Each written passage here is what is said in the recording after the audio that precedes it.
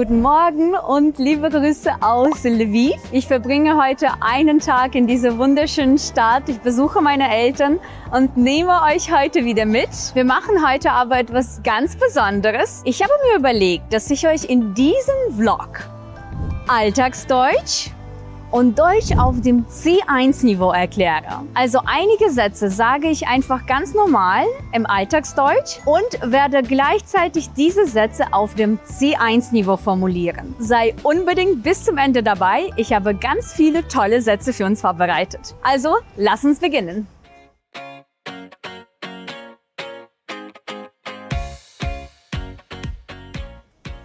Ich bin heute Morgen früh aufgewacht und habe sehr gut geschlafen. Jetzt freue ich mich auf den Tag in Lviv. Diese zwei Sätze sind auf dem A2 B1-Niveau formuliert und jetzt sage ich das auf dem C1-Niveau. Nach einer äußerst erholsamen Nacht blicke ich dem heutigen Tag voller Vorfreude entgegen. Fällt euch was auf? Anstatt zu sagen, ich bin aufgewacht, habe ich hier Nominalstil benutzt und habe gesagt, nach einer erholsamen Nacht. Nominalstil ist ein absolutes Muss auf dem C1-Niveau. Dazu habe ich sogar einige Videos auf meinem YouTube-Kanal. Diese verlinke ich natürlich, also schau sie dir unbedingt danach an.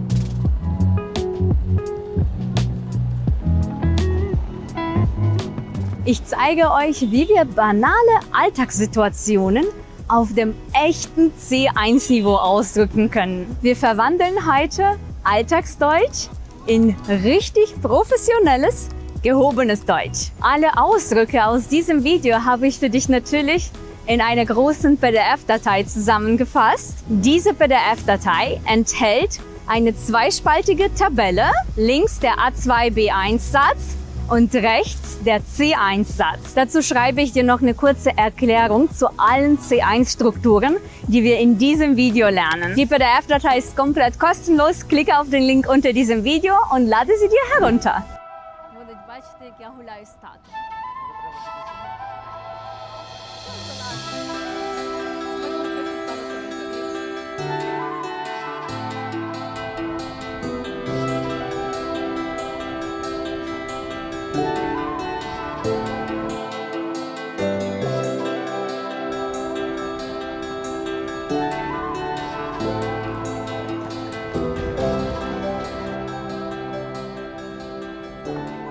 Lviv ist bekannt für seine historischen Gebäude. In der Innenstadt gibt es unglaublich viele tolle, sehr, sehr alte Gebäude. Hier ist der Satz auf dem A2-Niveau. Ich finde es toll, dass es so viele alte Gebäude gibt. Jetzt sage ich diesen Satz auf dem C1-Niveau. Die Vielzahl an historischen Gebäuden, die den Marktplatz säumen, verleiht der Stadt ein unvergessliches Flair.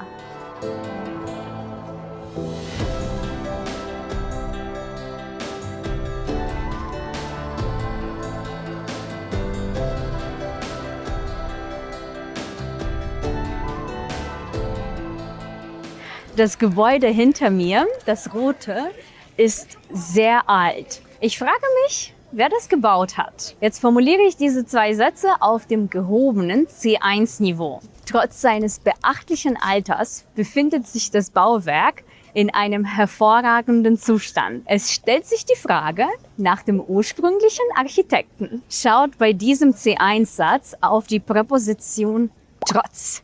Trotz ist eine Genitivpräposition.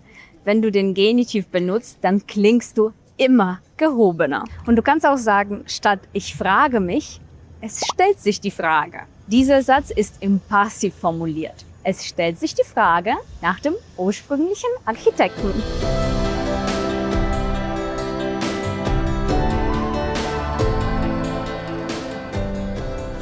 So wunderschön, wirklich. Ich war lange nicht mehr im Sommer in Lviv. Diese Stadt ist wirklich unglaublich toll. Ich hoffe, dass der Krieg in der Ukraine ganz bald vorbei ist. Und ich hoffe auch, dass meine Community diese Stadt, die Kultur, die Natur und die Architektur erleben kann.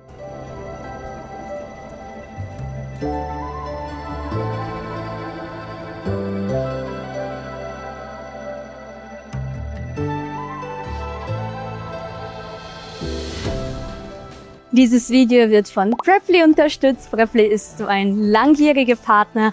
Das ist eine Plattform mit tausenden qualifizierten Lehrern und Lehrerinnen.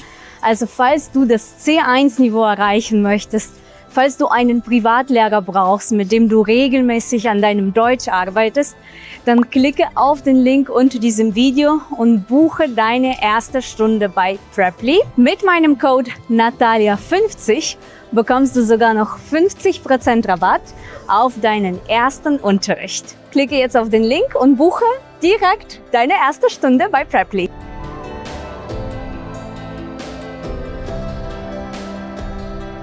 Wir haben heute eine ganz besondere Mission in Lviv. Also keine Mission, einen tollen Plan. Ich hatte lange einen Traum, die Hexe von Konotop zu sehen. Das ist ein Theaterstück.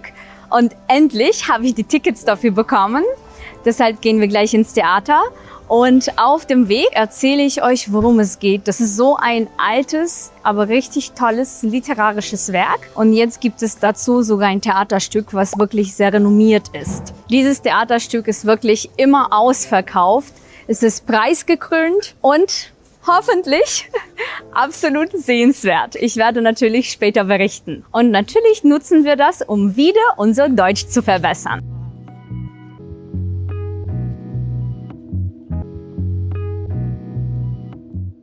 A2. Ich freue mich sehr auf das Stück. Ich habe ein bisschen darüber gelesen. Die Geschichte klingt sehr interessant. Und jetzt die gleichen Sätze auf dem gehobenen C1-Niveau. Ich bin außerordentlich gespannt auf die heutige Aufführung. Im Vorfeld habe ich mich mit dem Stück befasst und die Thematik erscheint mir äußerst vielschichtig.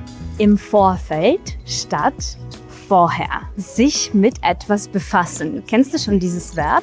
Sich mit etwas befassen. Über etwas lesen oder etwas lernen, etwas Neues lernen. Und ein Synonym für interessant ist vielschichtig. Also es gibt viele Schichten, viele Facetten. Etwas ist interessant oder etwas ist vielschichtig. Denk daran, dass du dir komplett kostenlos alle Ausdrücke aus diesem Video herunterladen kannst. Die PDF-Datei hilft dir, die Themen noch ein bisschen besser zu verstehen und die neuen Vokabeln zu festigen. Und wenn du noch intensiver an deinem Deutsch arbeiten möchtest, dann kannst du mit dem Code LVIV20 20% Rabatt auf alle meine Intensivkurse bekommen.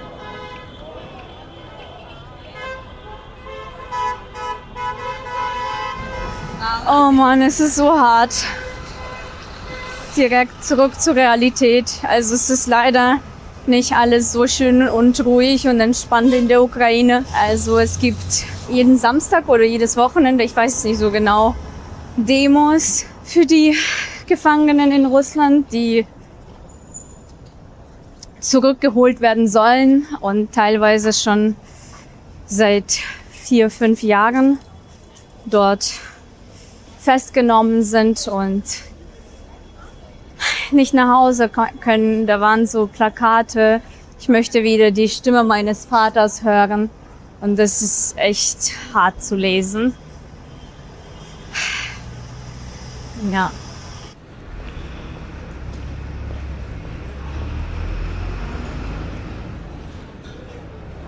Wir sind in einem sehr bekannten Restaurant in Lviv, das heißt Mryniki. Und hier habe ich wieder 2 Sätze für euch, einmal A2, einmal C1. Ich esse jetzt zu Mittag, das Essen schmeckt mir sehr gut, auch wenn ich die Zutaten nicht kenne. Jetzt diese Sätze auf dem C1-Niveau. Nach einem langen Vormittag gönne ich mir jetzt eine wohlverdiente Mittagspause.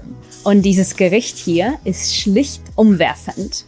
Ich muss gestehen, dass mir die genauen Zutaten ein Rätsel bleiben. Aber genau das macht den Reiz aus. Schaut euch hier in diesem C1-Satz 2 Dinge an. Erstens, sich etwas gönnen. Das ist ein sehr schönes, natürliches C1-Verb. Dieses Verb drückt Selbstbewusstsein aus. Zweitens, ich muss gestehen, dass. Eigentlich ist es ein Synonym für obwohl. Aber es klingt so viel gehobener, wenn du sagst, ich muss gestehen, dass. Und der letzte Ausdruck ist Das macht den Reiz aus. Das macht den Reiz aus. Das ist eine feste Wendung, die ihr euch unbedingt merken müsst. Wenn ihr diesen Ausdruck benutzt, dann klingt ihr auf jeden Fall sehr gehoben. So, wir haben jetzt lecker gegessen und laufen schnell ins Theater. Wir haben gar nicht mehr so viel Zeit, nur noch 20 Minuten. Aber ich wollte mit euch nur ganz kurz meine Erfahrung teilen. Leute, es war so unglaublich lecker. Es war so toll. Wir sind jetzt schon nach dem Mittagessen absolut erfüllt. Der Tag kann nur noch besser werden.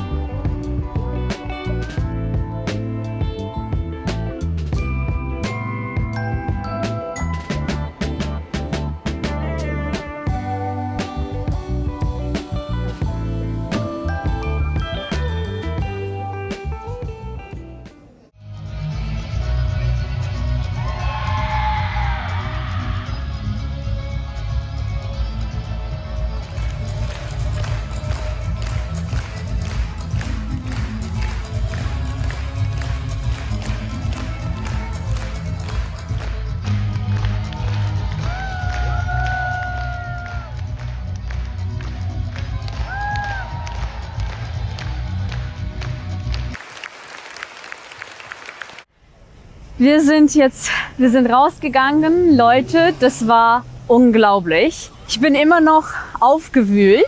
Das ist vielleicht auch ein neues Adjektiv für euch. Aufgewühlt sein, sehr emotional geladen sein. Das war wirklich sehr toll. Ich liebe Theater und ich bewundere die Menschen, die im Theater spielen. Natürlich habe ich hier auch 2 Sätze für euch auf dem A2 und C1 Niveau. Das Stück hat mir sehr gut gefallen. Die Schauspieler waren toll, die Musik war schön. Ich war sehr bewegt. C1. Die Inszenierung hat mich tief beeindruckt. Die schauspielerischen Leistungen waren von hervorragender Qualität. Und die Musik hat dem Stück eine zusätzliche emotionale Tiefe gegeben. Ich war zutiefst beeindruckt. Die Inszenierung ist ein Fachbegriff für ein Theaterstück. Die Inszenierung. Schauspielerische Leistungen statt Schauspieler waren toll. Und zutiefst bewegt kannst du sagen, wenn du sehr bewegt warst, emotional bewegt warst. Das war mein Tag in Lviv. Eine wunderschöne und faszinierende Stadt und für euch eine tolle Gelegenheit, ein bisschen Deutsch zu trainieren. Wenn ja, dann gebt mir unbedingt einen Daumen nach oben, ladet euch die kostenlose PDF-Datei herunter und abonniert meinen Kanal. Zum Schluss habe ich noch einen Abschlusssatz für euch. Ich hoffe, das Video hat euch gefallen. Lernt fleißig weiter und bis zum nächsten Mal. Wie sagst du das auf dem C1-Niveau? Ich hoffe sehr, dass diese Gegenüberstellung von Alltags- und Hochdeutsch für euren Lernprozess aufschlussreich war. Lasst das Geschehene in Ruhe Revue passieren. Ich bedanke mich für eure Aufmerksamkeit und verabschiede mich bis zum nächsten Mal. Verlieh dem Stück. Das ist so kompliziert, kann ich selber nicht sagen.